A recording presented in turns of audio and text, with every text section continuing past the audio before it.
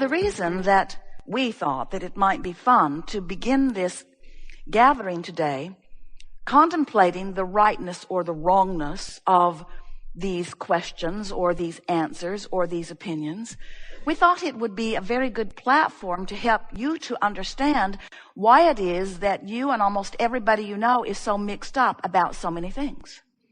It was so interesting watching these children because almost all of them, as they said that one, they didn't say that one in a defining term. They said that one, that one. In other words, I'm reaching to give you the right answer by your standards, asker of the question. You're the teacher. You're the one who is standing as the expert.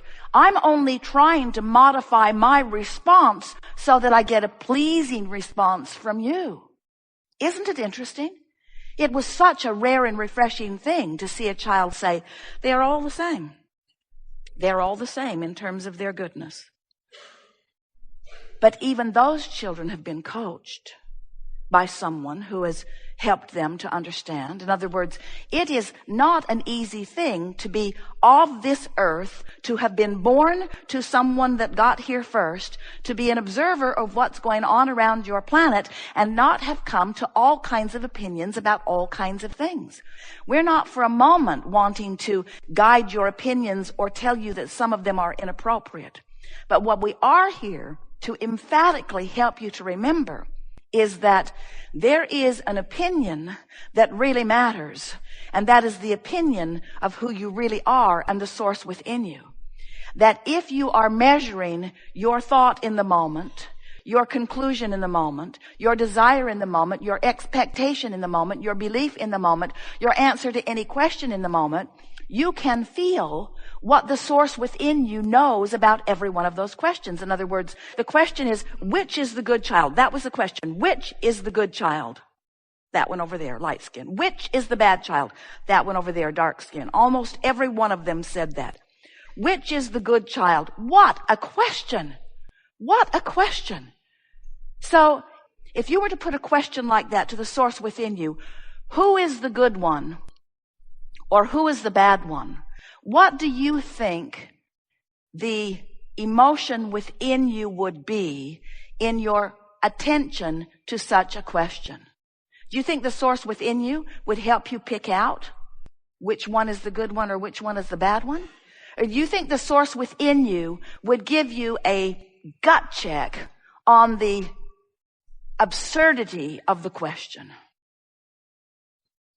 In other words, the source within you would feel such absence of willingness or even ability at this evolved state of sourceness to even play in such a screwy game. And as you play in that game, if you're going to be effective in a game like that, you can only measure your response against the criteria that is physical reality. And you're going to, if you're like most humans, use the criteria that is most available to you. Right now, it's the teacher. You're reading her. What's the answer you want? What's the answer you want? And those little buggers, they can feel, they can get the reading, they know exactly what the reading is. In other words, there's nobody that's ever given a survey, ever. There has been no one ever who attempted to gather statistics of any kind that didn't skew the results with the expectation that they had when they set the thing up to begin with. Your expectation, your vibrational stance is everything. So what we're getting at as we are talking about this conversation that these psychologists are having with so many children, as we're having this conversation with you, what we're getting at is we want emphatically to help you to remember that the only relationship that you're ever reaching for an understanding of is the relationship between the source within you and how the source within you feels about the subject that you've got active, period. And if you try to measure your answers against what the teacher wants or what your parents want or about what society wants or even what your peer group wants, you're going to be upside down and all around, scrambled really in trying to cater to these outside the vortex, disconnected, not in alignment with source criteria that surround you so much in your culture of socialization. In a culture of socialization, the premise goes something like this. We're all in this together, and we could be a lot of trouble for each other if we don't control the behavior of each other significantly. That's really what the basis of socialization is, because socialization sort of means, well, I'm surrounded with other people, and other people affect me. And what we want you to understand, the reason that that's such a flawed premise that doesn't serve you at all is because the only thing that causes any effect to happen to you is the vibration that you've got going on. Now, we will agree with you that it's not an easy thing to live with people around you and not be having vibrational knee-jerk responses to what you're seeing. In other words, we know you've been trained. You've been trained by the first teacher who said, what's the right answer here?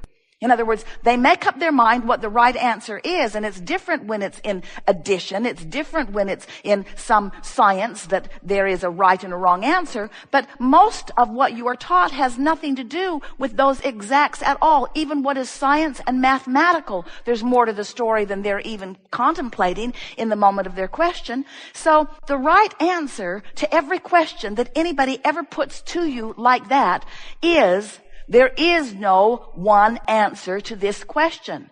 And I refuse to pigeonhole myself to please you. That's the right answer. Now, almost no one's going to offer that because you are crowd pleasers. You're teacher pleasers, you're parent pleasers, you're lover pleasers, you're other people in traffic pleasers. And that's, or not. But, and all of that is all right unless you have given up your awareness of your relationship between your true guidance and you've replaced it with that bogus, moving around, fickle, invalid, always leading you into a place of less alignment. If you are using anything other than your emotions to help you know the validity or the perfection of the choice of your thought in the moment, then you are off your signal. Then you are setting yourself up for something that's going to get bigger and bigger and bigger before it comes to any sort of a satisfying conclusion. Does that make sense to you? Esther was watching television the other day and saw something that was disturbing to her, and it wasn't surprising that it was disturbing to her because it was disturbing to the presenters who were presenting it. In other words, they were stirring up trouble with it, and they managed to stir up some trouble in Esther about it. Some psychologists were presenting some pictures to children and asking them which is the bad child. And there were children with very dark skin, and then less dark, and then less dark, and then less dark, and until finally light-skinned children. And what this study showed was that almost all children, regardless of what color their skin was, pointed right away to the dark skin as the bad child and the light skin as the good child. And Esther's first discomfort with the presentation was she really didn't like the way the question was being asked. It was, the children are accustomed to being given multiple choices. And so if the question is, which of these is bad, there was no option for none of the above, which many of them would have selected if they had been given the option, but it wasn't the way it was set up. It was, which of these is bad? And then, as Esther thought more and more and more about it, she got more and more riled about it as it irritated her that even in being subjected to this type of questioning, it can affect the way someone perceives something. In other words, it could be helping them to form an opinion. But then, as Esther began to ponder this further, she wanted to make her own study.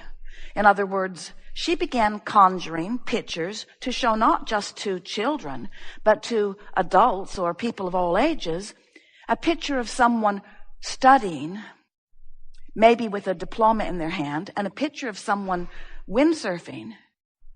And the question is, which behavior is more appropriate?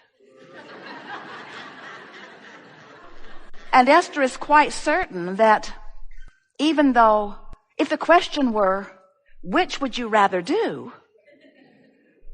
There would be many who would say, I'd rather be on that skateboard. I'd rather be windsurfing. I'd rather be doing that fun-looking activity. But if the question is, which of these is more appropriate in terms of the well-being or your financial well-being of your physical experience, now people would, from their programmed point of view, say, that one, I should be studying.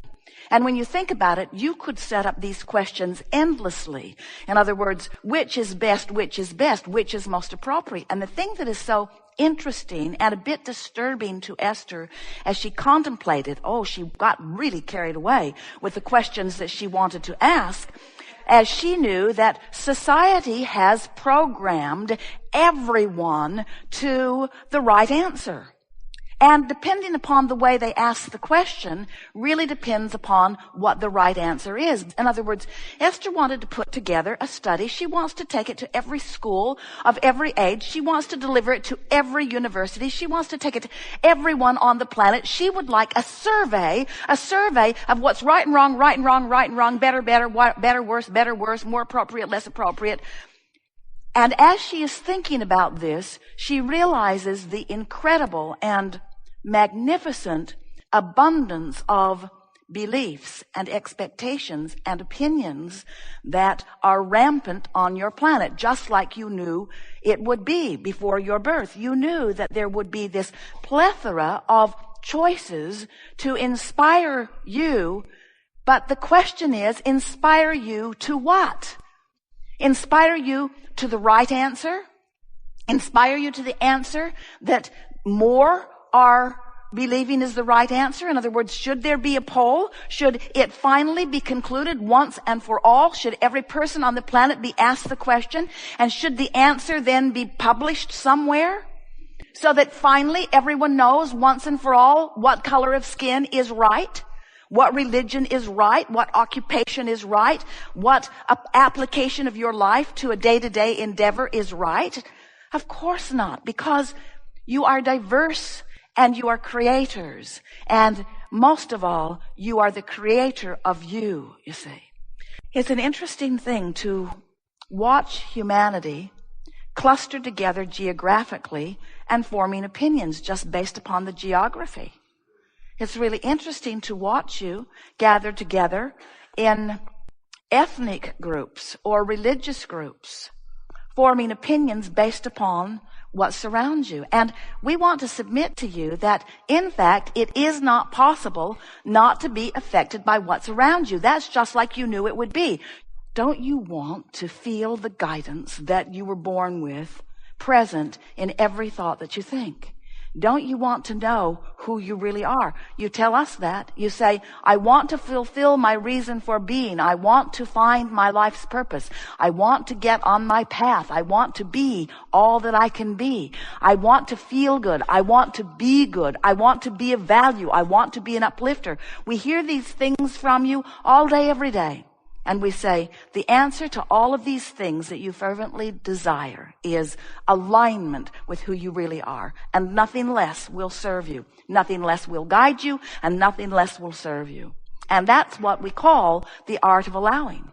The art of feeling the frequency of my two vibrational aspected being, and deliberately bringing myself, by virtue of what I choose to think, into vibrational alignment and allowing with the wholeness that I have become, with the goodness that I am, with the expanded version of me. This has been a particularly wonderful gathering. We've appreciated all of you, whether you sat in the chair or not. As someone put forth a question, it activated vibrations all over the room, and the question expanded, and we could feel the power of what you were asking. Together today we have taken thought beyond that which it has been before. But then that's happening all day, every day anyway, isn't it? In other words, you can't fail at your expansion. It is assured.